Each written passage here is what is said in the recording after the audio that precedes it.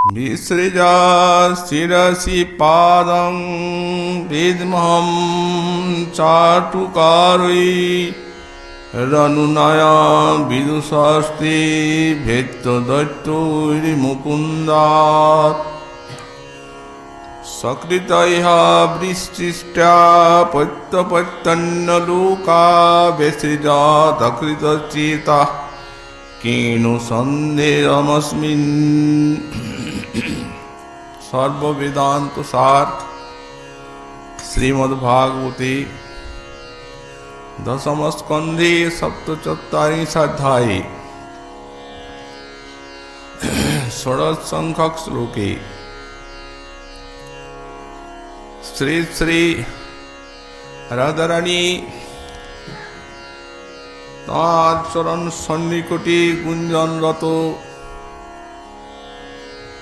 भ्रमरेर प्रति दिव्योन्माद स्वभावे এই ভ্রমর গীতিতে বললেন, বিসৃজ শিরসি পাদং বেদমহম চাটুকারৈ রনুনয় বিদুষস্তে ভেত্ত দৈত্যৈর মুকুন্দাৎ। ওরে বিসৃজ শিরসি পাদম, আমার চরণের থেকে তোর মস্তক সরিয়ে নে, ছেড়ে দে, ছেড়ে দে। চরণ স্পর্শ করবি না। আমি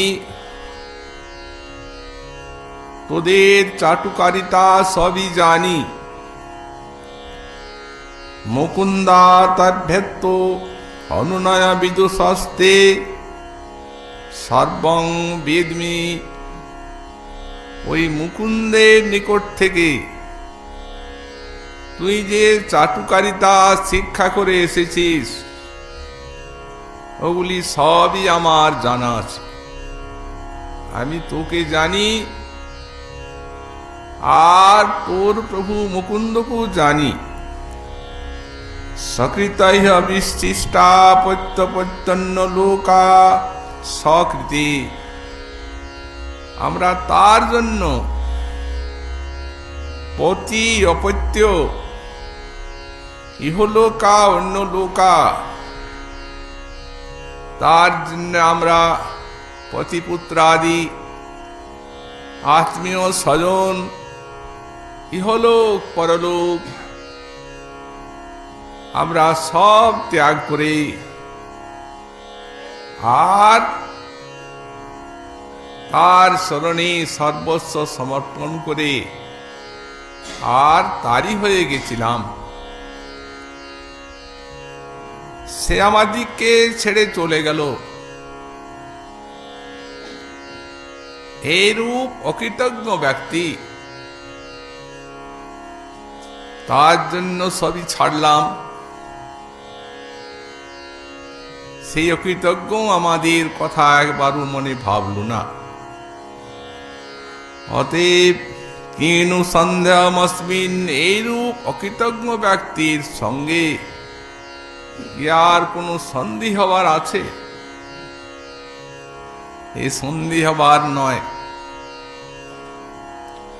মহাজন বললেন বাক্যাতি, ভ্রমরটি রাধা রানীর চরণ সান্নিধ্যে গুঞ্জন করছে। প্রস্ফুটিত কমলের থেকেও রাধারানীর চরণের যে অপূর্ব সৌরভ, সেই সৌরভ পেয়ে ভৃঙ্গটি খুব জোরে গুঞ্জার করতে করতে চরণে পতিত হচ্ছে। দিব্যোন্মাদ স্বভাবে ঈশ্বরী কল্পনা করছেন,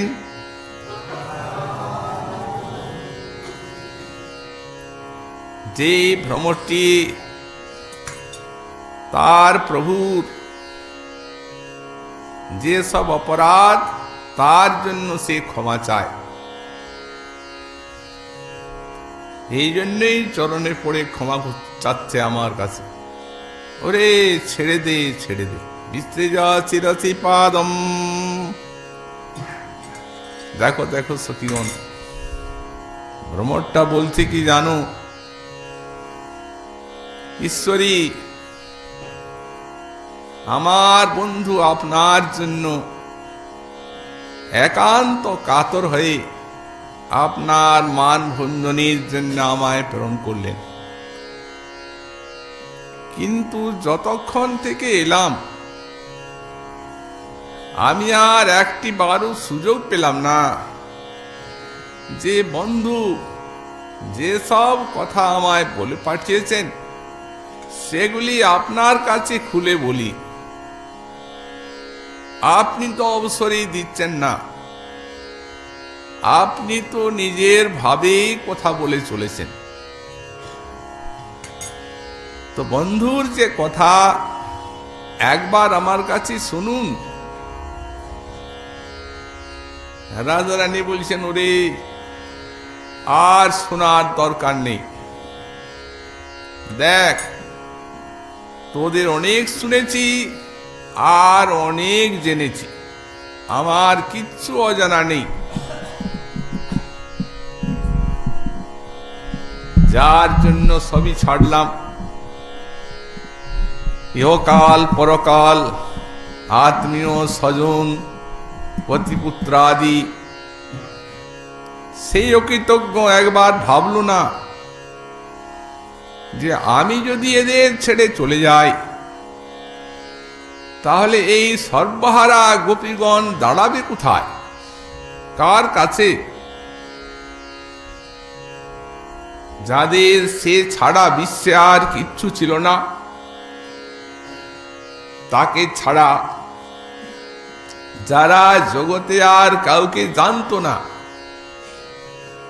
সেই অনন্য শরণা আমাদেরকে ত্যাগ করে আর সে চলে গেল। এইরূপ অকৃতজ্ঞ ব্যক্তি, শুনুন শুনুন ঠাকুরানী, একটা কথা বলি, দেখুন আমি স্বীকার করে নিচ্ছি তার অপরাধ, তিনি অপরাধী আপনার চরণে। অপরাধেরও তো ক্ষমা আছে, ঈশ্বরী ক্ষমা করুন। আমি বন্ধুর হয়ে আপনার চরণে ক্ষমা চাই, আপনি ক্ষমা করুন, তাকে প্রসন্ন হন।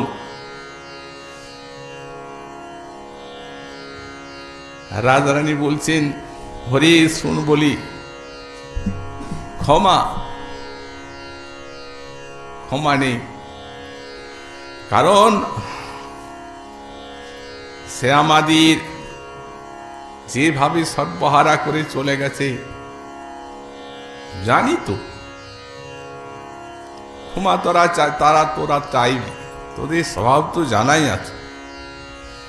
যে কথাটা তুই বলবি সেই কথাটা কি তা আমি জানি। মুকুন্দা তৈভ্যেত্ত চাটুকার, ওই মুকুন্দের থেকে এই সব অনুনয় শিক্ষা করে এসেছিস, তাকে আমি জানি না।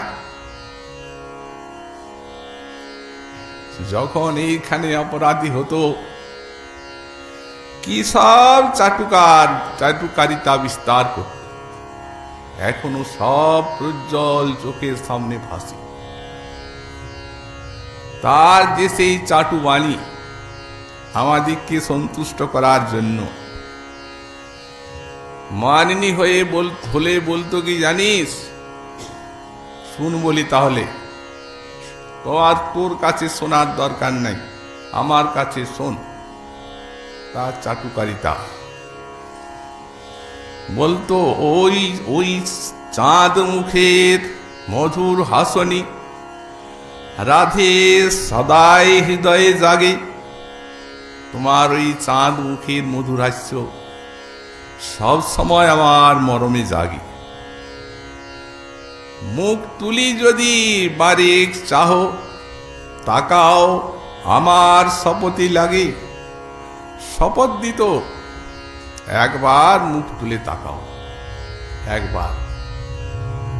অবগুণ্ঠন নিয়ে থাকতাম পেছন ফিরে, মুখ তুলি যদি ফিরে যা তাকাও, আমার শপথই লাগে, আমার শপথ। রামাহে, তুমি তেজ হও কঠিন মান, তুমি প্রসন্ন হও। দেখো অপরাধী আমি, ক্ষমা অপরাধ, শরণ লই নূপুর। আমি অপরাধী, অপরাধ করেছি, অপরাধ মেনে নিচ্ছি, তোমারই চরণে আমি শরণাগত হলাম। মরম বেদন না যায় সহন, ক্ষম অপরাধ মোর। আমার মর্মের যে বেদনা, এ আর সহ্য করা যায় না। তুমি সব অপরাধ আমার ক্ষমা করো, তোমার চরণে আমি শরণাগত হলাম। তোমার দেহ পরশে আমার চিরজীবী হোক তনু।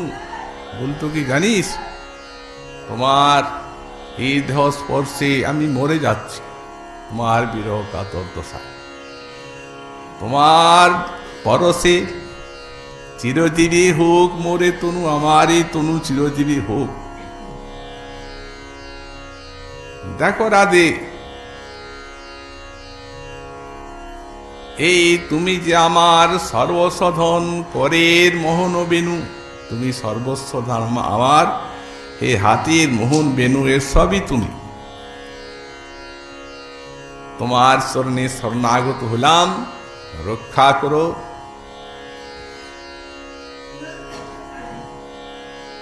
ইহক পরলোক সকলেই আমার, তুমি বিনে আঁধিয়ারা, সারা বিশ্ব তুমি বিনে অন্ধকার। কোথায় যাব, কার চরণ সান্নিধ্যে দাঁড়াবো?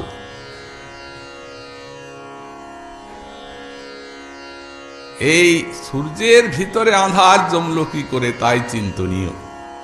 রাধারানীকে বলছেন, তুমি যে বিনে আমার জগৎ অন্ধকার। তো যে লোকটি এই কথা বলছেন, যে ব্যক্তিটা, সেই ব্যক্তিটাকে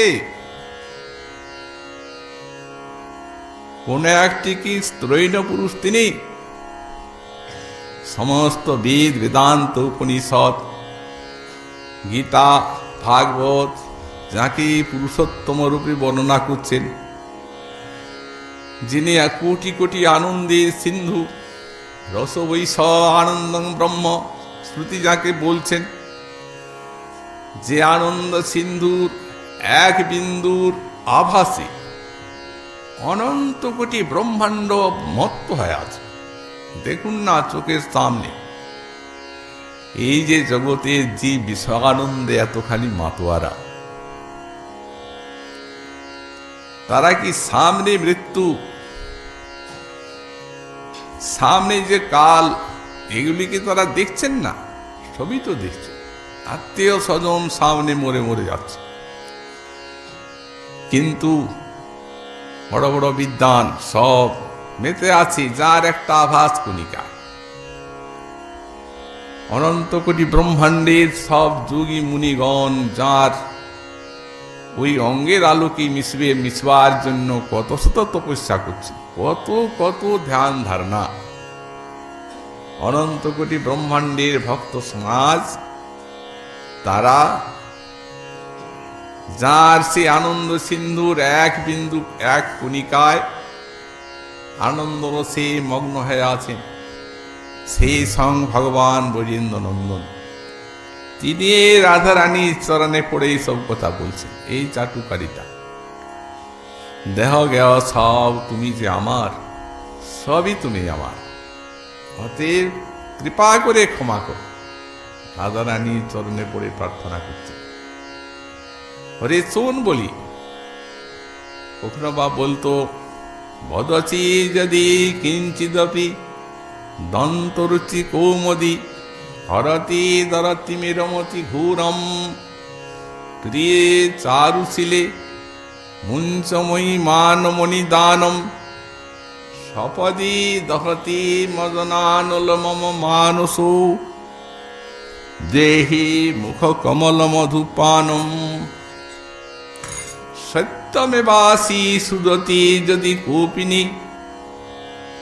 সত্যই কি আমার চরণে অপরাধী? তোমার চরণে আমি অপরাধী রাধে, দণ্ড দাও। দেহি খরনয়ন সরঘাতম ভজয় হটয় ভুজ বন্ধনম জনয় হৃদ খণ্ডনম জীর্ণ বা ভবতি সুখজাতম। শেষকালে মম শিরসি মণ্ডনম থল গমল গঞ্জনম দেহি পদপল্লমুদারম, তোমার চরণ কমল আমার মস্তকে দাও। এই বলে চরণে প্রণত হত। এই সমস্ত জানাই তো আছে, আর নূতন করে কি বলবি? ভ্রমর গুঞ্জার করছে, ঈশ্বরী কল্পনা করছেন, যেন ভ্রমর বলছে, ঈশ্বরী শুনুন, বন্ধুর কাছ থেকে এসেছি, তার অপরাধ ক্ষমা করুন। এটা সন্ধি তো আছে, এবারের মতো বন্ধুর সঙ্গে একটা সন্ধি স্থাপন করে নিন। তখন বলছেন সকিতেইহ বিশিষ্টা প্রত্যপত্যন্ন লোকা বেশিজা তকিত চেতা কিনু সন্দেহমস্মিন। যার জন্য সব ছাড়লাম। কি ছেড়েছেন? বলছেন পতি অপত্য ইহ অন্য লোকা। পতি ত্যাগ করেছি, অপত্য ত্যাগ করেছি। তো এখানে ব্যাখ্যাকার বলছেন পতি ত্যাগটি কার? বললেন পতি ত্যাগটি এদের, আর পিতা মাতা ত্যাগ বললেন সেটি ধন্যাদি কন্যাগণের। আর এই অপত্য ত্যাগটা কার? এখানে সন্তানের কথা বলা হচ্ছে। তা এখন মহাজন বললেন ব্রজনার্য প্রসূতিকা, ব্রজনারীর তারা কোনো সন্তান নেই, তাদের কোনো সন্তান প্রসব নেই, চিরকিশোরী তারা। কিন্তু এই ভ্রমর গীতিতে যখন রাধারানীর মুখে এটি প্রকাশিত হচ্ছে, অপত্য শব্দ, যখন রাসে তারা অভিসার করেন ব্রজসুন্দরীগণ, তখন একটি শ্লোকে দেখা যায় যে কতকগুলি গোপী পায়ন্ত শিশুন পয়, অর্থাৎ শিশুকে তারা দুগ্ধপান করাচ্ছিলেন। সেখানে ব্যাখ্যাকারগণ ব্যাখ্যা করেছেন যে এই শিশু তাদের গর্ভজাত নয়, এরা জাতৃপুত্র, ভাতৃপুত্র ইত্যাদি। কারণ গর্ভজাত সন্তান যদি হতো তাহলে পায়ন্ত সুতান পয় বলতে পারতেন, স্তনম। কিন্তু পায়ন্ত সুতান স্তনম না বলে আর পায়ন্ত শিশুন পয় বলেছে, শিশুকে দুগ্ধ পান করাচ্ছে। অতএব নিজ গর্ভজাত সন্তান তারা না, জাতৃপুত্র, ভাতৃপুত্র প্রভৃতি, মানে অল্প বয়স্কা তারা, যারা গৃহস্থের ব্যক্তি, তারা আর কি কাজ করবে? কমলা বালা।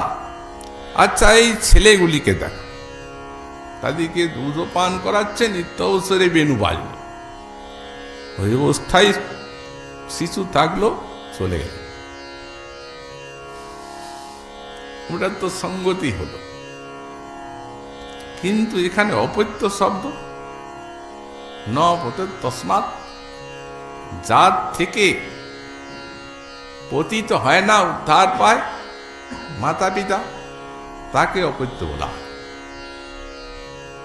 নিজের গর্ভজাত সন্তানকে অপত্য বলা হয়। তো এখানে সাক্ষাৎ শ্রীমুখিত রাধারানী অপত্য বলছে।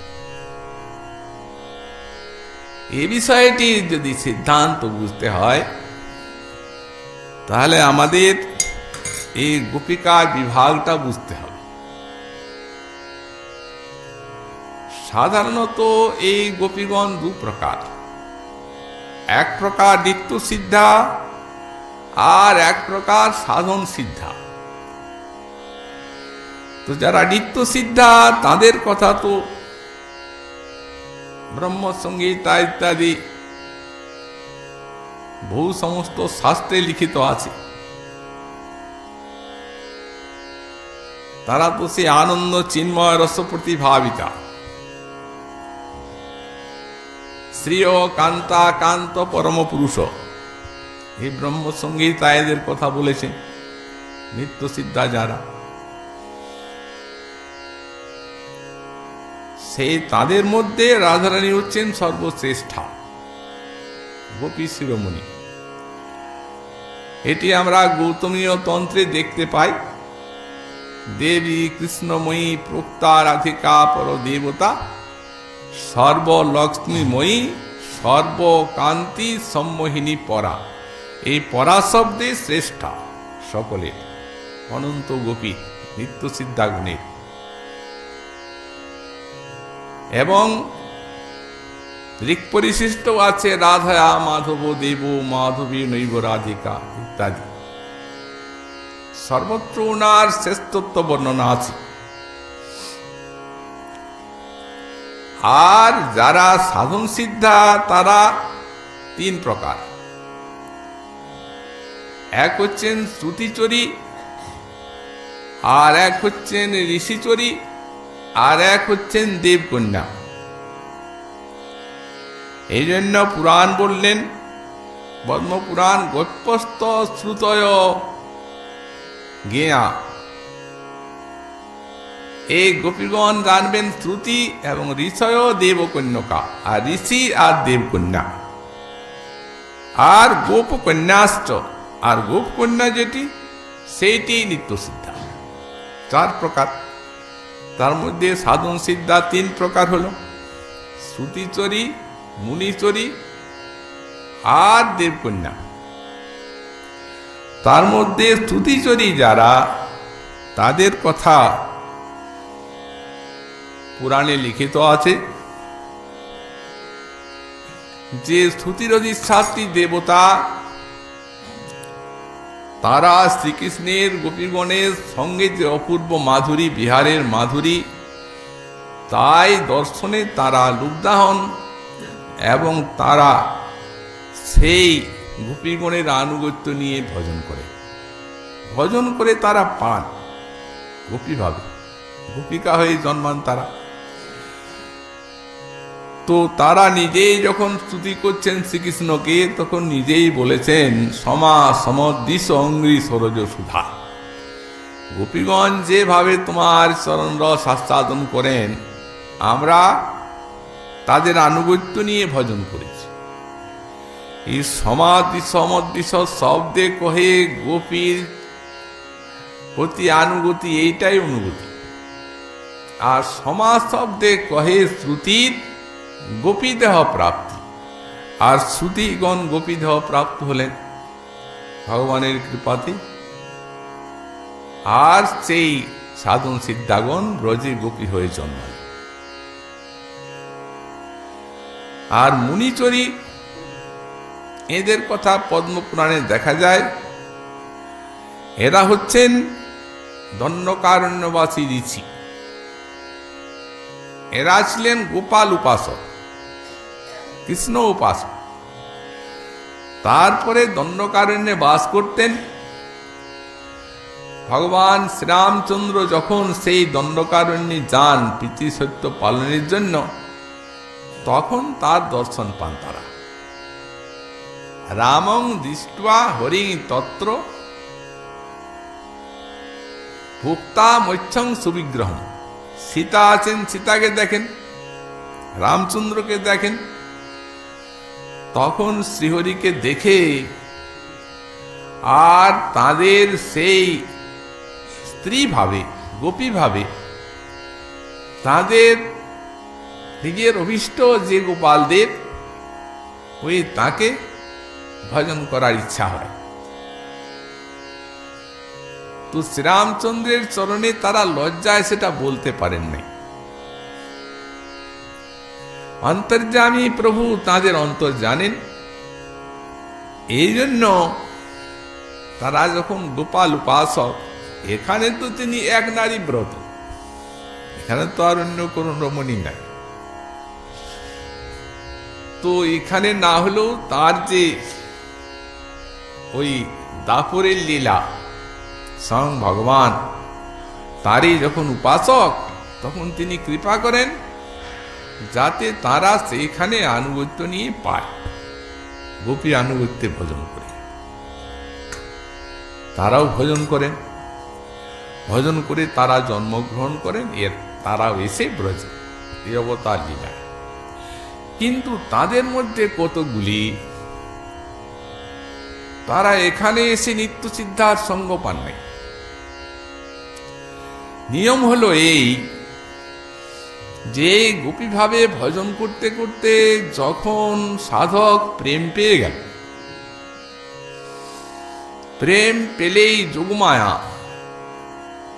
তিনি সেই প্রকট লীলাতে গোপী গর্ভে সঞ্চার করে দেবেন। কারণ প্রেমের পর যে কয়েকটা সাধনা স্তর বাকি থাকে সেগুলি সাধন দেহে হয় না। মহাভাব হওয়া চাই, তবে গোপীভাবে কৃষ্ণ সেবা পাওয়া যাবে। কিন্তু প্রেমের পরে স্নেহ, মান, প্রণয়, রাগ, অনুরাগ, তবে মহাভাব। আর এতগুলি কক্ষা আছে। তো যখন সাধক ভজন করছেন, ভজন করতে করতে গুরু বৈষ্ণবের কৃপাতে ভক্তিপথ আশ্রয় হলো, গোপীভাবের ভজন পেলেন, ভজন করতে করতে অনর্থ নিবৃত্তি হলো, নিষ্ঠা, রুচি, আসক্তি পার হয়ে যখন রতি প্রেম পেলেন, তখন আর যোগমায়া এখানে রাখবেন না। কারণ প্রেম পেলে শ্রীকৃষ্ণ দর্শনের জন্য বিপুল উৎকণ্ঠা হয়, একবার দর্শনও দেন। তখন সেই অন্তশ্চিন্তিত যে দেহটা, যে অন্তশ্চিন্তিত দেহে তিনি ভজন করেছেন, সেই দেহটিতেই গোপীগর্ভে সঞ্চার করলেন যোগমায়া। তো গোপীগর্ভে সঞ্চার করতে হবে কেন? ওটা তো নিত্য কিশোরী দেহ চিন্তা করেছেন তিনি। বললেন না, ওই একাদশ ভাবের মধ্যে একটা আছে সম্বন্ধ, দেখবেন যে একাদশ ভাবে সাধক সেখানে সেবা পাবেন, তার মধ্যে আছে একটা সম্বন্ধ। কে মাতা, পিতা ইত্যাদি, কার কন্যা। তো এই নরলীলায় যদি জন্ম না হয় মাতৃগর্ভে, তাহলে অভিমানটা আসবে না। এই জন্যেই সেই দেহটিকেই, অন্তশ্চিন্তিত দেহটিকেই ওই কন্যা রূপে স্থাপন করলেন যোগমায়া। সেখানের থেকে তিনি জন্মগ্রহণ করলেন, বাড়লেন, তারপরে বিবাহ হল। মহাজনের প্রার্থনা আমরা এরূপ দেখি, হরি হরি আর কবে এমন দশা হব, কবে বৃষভানুপুরে আহিরি গোপের ঘরে তনয়া হইয়া জনমিব, যাবটে আমার কবে এ পানি গ্রহণ হবে, বসতি করিব কবে তাই, যে হয় সখীর শ্রেষ্ঠ তাহার পরম প্রেষ্ঠ, আমি সেবন করিব তার পায়। নিত্য সিদ্ধাগুণের সঙ্গ হচ্ছে, যে হয় সখীর শ্রেষ্ঠ তাহার পরম প্রেষ্ঠ, সেবন করিব তার পায়। দেহ কৃপাবান হইয়া যুগল চরণে লইয়া আমারে করিবে সমর্পণ। নিত্য সিদ্ধাগুণের সঙ্গে রাধারানী চরণ দর্শন হলো, তারপর সেবা পেয়ে গেলেন। সফল হইবে দশা, পুরিবে মনের আশা, সেবি দুহার যুগল চরণ, সেবা পেয়ে গেলেন। সুতরাং নিত্য সিদ্ধাগুণের সঙ্গে সেই প্রেম মহাভাব দশা প্রাপ্ত হয়।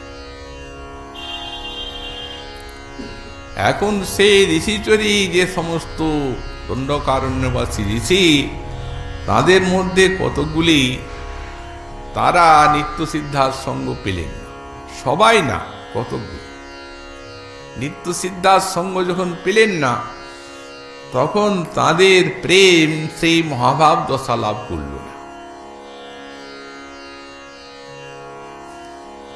সিদ্ধ ভাবা কিন্তু অসিদ্ধ দেখা হয়ে থাকে, ভাবটা সিদ্ধ হয়ে গেছে কিন্তু দেহটা অসিদ্ধ আছে। এখানে যদি কেউ প্রশ্ন করেন ভাব সিদ্ধ হয়ে আছে, দেহ সিদ্ধ কি করে থাকবে? সেখানে অপ্রাকৃত দেহেই তো সেখানে জন্ম হচ্ছে, তার মধ্যে আবার অসিদ্ধ কি করে থাকলো?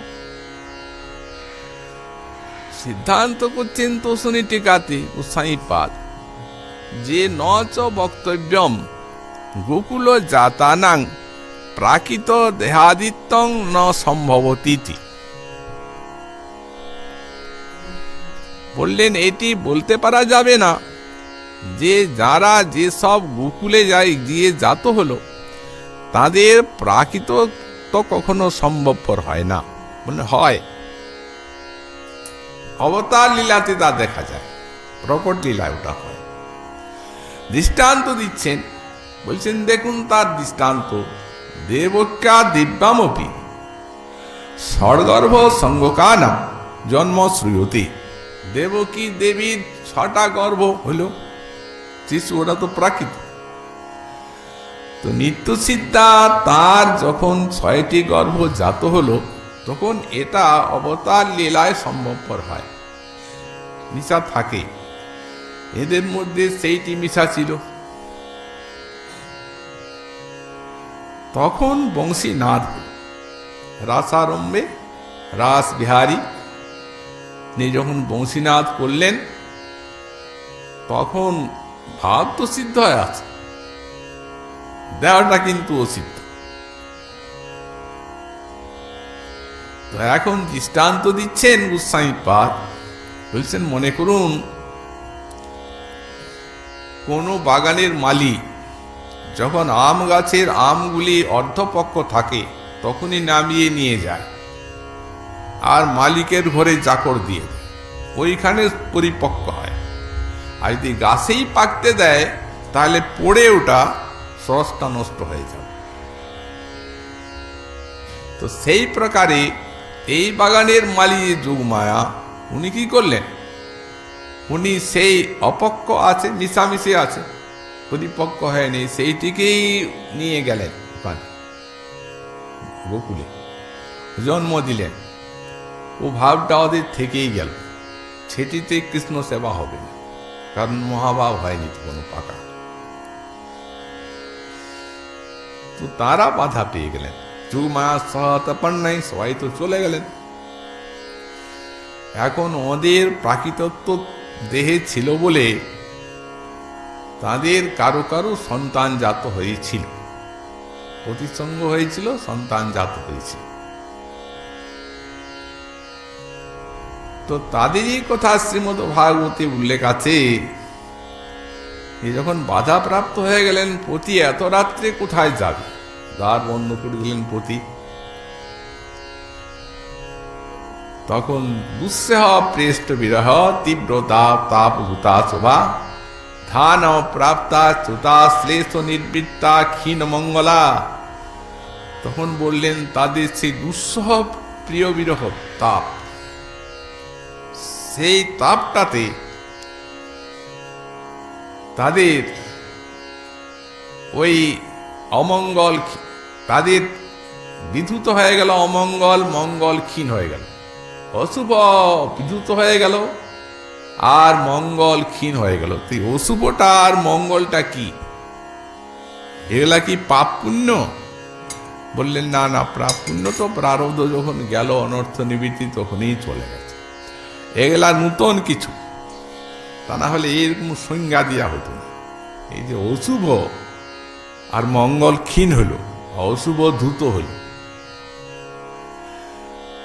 তার মানে নিত্য সিদ্ধাগুণের সঙ্গে ওই শ্রীকৃষ্ণ প্রাপ্তির পথে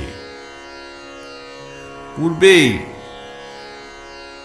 যখন কৃষ্ণ বিরহতা ভোগ করতে হয়, আর যখন কৃষ্ণ ধ্যানে এলে স্ফূর্তিতে যখন যে আনন্দটা ভোগ করতে হয়, সেই আনন্দটা আর সেই তাপটা এদের ভোগ হয়নি তখন। তো সুতরাং ওটার জন্য সময় লাগে। তো বললেন সে সময় তো এদের নাই, এদের তো পক্ষ ভাবা সঙ্গে সঙ্গে ওটা হয়ে গেল। হৃদয়ে এসে কৃষ্ণ উদিত হলেন সাক্ষাৎ। ধ্যান প্রাপ্তাচ্যুতাশ্লেষ, তখন অচ্যুতকে আলিঙ্গন করলেন। তখন ওই যে যতটা কৃষ্ণ প্রাপ্তির জন্য সেই স্ফূর্তিতে আনন্দ, মিলনানন্দ হতো, সেটা ভোগ হয়ে গেল। আর তীব্রতা প্রভূতাশুভা, যখন সেই বিরহটা হলো যে সময়, সে সময় যে বিরহ দুঃখটা ভোগ করতে হলো, সেটাও হয়ে গেল। তখন ওই গুণময় দেহ তারা ত্যাগ করল, আর কৃষ্ণের নিকটে তারা গমন করলেন। আচ্ছা, এই গুণময় দেহটার ত্যাগের কি রহস্য? এটা দু প্রকারের ব্যাখ্যা আছে। বলেন রাস রজনী, একটা মঙ্গলের রাত্রি, আর এতগুলা গোপীর দেহ ত্যাগ হবে, সেটা একটা কিরকম একটা অমঙ্গল। বলে না না, দেহ ত্যাগ নয়, এই গুণময়টা ভাবটা ত্যাগ। ওই দেহটাই তাদের সেই প্রাকৃতত্বটি যে, আর সেই দেহটাই মহাভাবের দেহ হয়ে গেল, মহাভাব এসে গেল ভিতরে, অপ্রাকৃত হয়ে গেল, কৃষ্ণ বিহারের মিলনের যোগ্য হয়ে গেলেন তারা। অথবা বললেন এই যে যুগ মায়া, সেই গুণময় দেহটা ত্যাগের পক্ষে বলছেন এই যুগ মায়া দেহগুলিকে অন্তর্ধাপিত করলেন, কাউকে দেখতেই দেন না। এই দুই প্রকারেরই ব্যাখ্যা আছে। তারা সেই দিনেই শ্রীকৃষ্ণের সঙ্গে রাস পেলেন, তবে দেরিতে অভিসার করলেন তারা এবং রাস লাভ করলেন। সেই তাঁদেরই মধ্যে কারো কারো অপৃত্য হয়েছিল। অবশ্য আমাদের শ্রী সনাতন গোস্বামী পাদ এবং শ্রীমৎ জীব গোস্বামী পাদ, তারা যদিও এসবই ব্যাখ্যা করেছেন, কিন্তু অপত্য শব্দটি তারা উল্লেখ করেন নাই। এটি বিশ্বনাথ চক্রবর্তী পাদের টিকায় দেখা যায়, এবং উনিও বিকল্প ব্যাখ্যা করলেন। বললেন এই এক পক্ষ, আর এক পক্ষে যাত্রীপুত্র, ভাতৃপুত্র ইত্যাদি, তাদেরকেও অপত্যের মতো ভালোবাসতেন। এই জন্যেই অপত্য শব্দটি দিয়েছেন রাধারানী। এত কিছু ছাড়লাম ওরে, আর সে কিনা এমন অকৃতজ্ঞ যে আমাদের এইরূপ দুর্দশায় ফেলে চলে গেল। যার চরণে এক পাতা তুলসী, এক মুন্ডুর জল দিলে আত্মবিক্রয় করেন তিনি, তার মতো কৃতজ্ঞ আর বিশ্বে কে আছে? কৃষ্ণকে জল তুলসী দেয় যে জন, তার ঋণ শোধিতে কৃষ্ণ করেন যতন।